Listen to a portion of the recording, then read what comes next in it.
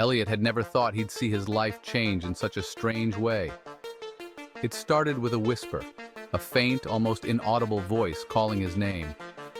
As he looked around his apartment, his skin prickled. He was alone, or at least he thought he was. One night, as he sat in his living room, he saw a woman standing in his kitchen, staring out the window. Her figure was hazy, as though she were fading in and out of reality. Elliot rubbed his eyes, but she didn't vanish. "Hello?" he called, voice trembling. She turned slowly, her eyes filled with a sorrow he couldn't place. "Can you hear me?" she whispered, her voice carrying a distant echo. "Yes," he answered cautiously. "I can hear you."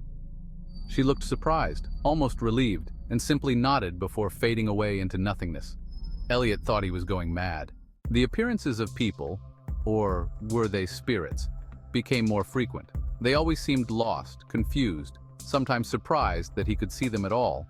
His life had turned into a bizarre series of encounters with these figures, who all seemed to wander aimlessly, searching for something just out of reach. He began speaking to them, learning snippets of their stories.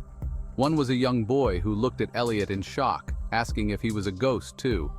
Another was an elderly man who said he was looking for his wife, who had left him behind. Elliot offered sympathy, but every conversation left him more unsettled. The living world began to feel distant. His friends' voices grew muffled, the city's colors dulled, and he felt detached from everything he'd once known. But he didn't dwell on it. He was preoccupied with the spirits, determined to help them understand why they were trapped. One afternoon, he met a stranger in the park, a wiry man with a weathered face and an old-fashioned coat. "You're one of them, aren't you?" the stranger asked. Elliot froze. "One of who?" The man narrowed his eyes, the ones that walk in circles stuck in between. "You think you're alive, don't you?" Elliot scoffed, laughing it off, but the stranger's words gnawed at him. The spirits he'd seen. Had they mistaken him for something else? "You're not listening," the man continued. "You can see them because you're one of them. Ask yourself, when was the last time someone actually looked at you?" The stranger's words haunted Elliot, and he decided to test them. At the cafe he frequented, he sat directly in front of the cashier, yet she didn't acknowledge him. He went to his office, watching as co-workers bustled around him, not sparing him a single glance. His heart sank as he walked through the city. Nobody looked at him, nobody noticed him. He thought back to that day, the day he had moved into his apartment and realized he couldn't remember arriving. It was as if he'd been there forever, and the strangers he'd encountered, the spirits, they hadn't looked through him. They'd looked at him, with the same haunting confusion he felt now. Elliot's mind raced, piecing together the terrible truth. He was one of them. He had never been helping lost souls. He was a lost soul. His world fell silent as the realization took hold, the city around him growing even more distant, almost like an old memory. In the reflection of a store window, he saw himself, pale and faint, as though he were fading.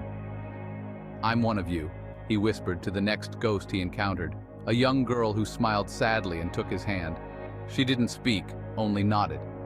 Together they stood in silence, two souls among the living, waiting for whatever might come next. Elliot accepted his fate, his new existence as a spirit lingering between the realms of the living and the dead. He began to take comfort in his interactions with the other ghosts, finding a strange kind of companionship with those like him. But one night, as he wandered through the city, he encountered a ghostly figure he hadn't expected. A young woman, standing in the doorway of what had once been his favorite bookstore. It was her, Emma, the woman he had loved in life, who had left him just weeks before he'd moved into his apartment. Her face was twisted in pain, her form faintly translucent, her eyes wide with terror. "Emma," he called out, his voice echoing in the empty street. Her eyes met his, filled with desperation. "Elliot, I need you! Please, help me!" The shock of seeing her was overwhelming. He reached out, trying to touch her, to comfort her, but his hand passed right through. Panic filled her gaze as she spoke, barely more than a whisper. "Elliot, don't you understand? You're not dead. I am." The truth hit him like a thunderbolt. He was alive, but trapped in a sort of in-between state, his mind unable to accept her death. His reality had twisted itself, trapping him in a limbo that mirrored death, making him think he was the one who had died. As Elliot grappled with this new revelation, a sudden, blinding flash of light tore through the street. A voice, calm but filled with authority, called out to him, "Elliot, it's time to come back." He turned, feeling himself pulled between two worlds. The spirits he'd known now seemed to watch him with a mix of sadness and hope, as though they knew he was leaving them. But Emma, she still looked at him, her hand outstretched, her eyes pleading. "Please don't leave me," she whispered, tears glistening in her ghostly form. Elliot stood there, torn between his life and her, between waking up or slipping forever into the shadows. As the light grew stronger, he took a shaky step forward, caught in the agonizing decision of whether to stay with her spirit forever or to return to a life without her. Just before he reached the light, he looked back one last time, his heart wrenching.